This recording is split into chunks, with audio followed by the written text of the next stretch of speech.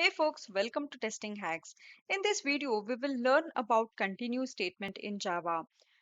As I mentioned in the previous video, break and continue statements are known as jumping statements. Let's begin. But before we begin, if you have not subscribed to the channel, subscribe to the channel. Let's start. So let us take an example of what we used in the break statement itself.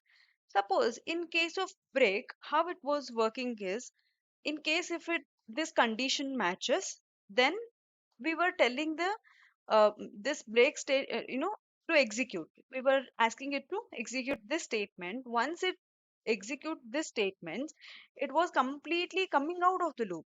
But what I want is when the value of I is 6, I just want this uh, only value not to be printed.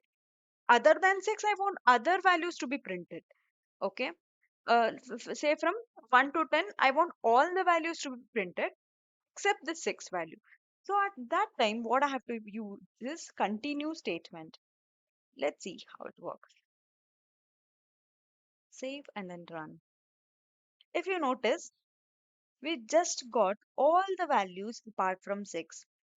So if you notice the difference between what happened in break and continue is that in case of break, it was completely coming out of the particular loop. In case of continue, what happened is when it matches this condition, it will skip only that particular iteration. It will execute the further values. Further iteration will work. But only when it matches this particular condition, then only it will skip that particular um, iteration or particular statement for that loop.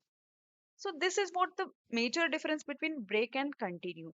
We can use this continue as well with for loop or do while loop, all this. Okay, while loop, do while loop, with all this it works. Hope you have liked this video. Please do like it, share it, and don't forget to subscribe to the channel. Thank you for watching. Bye bye.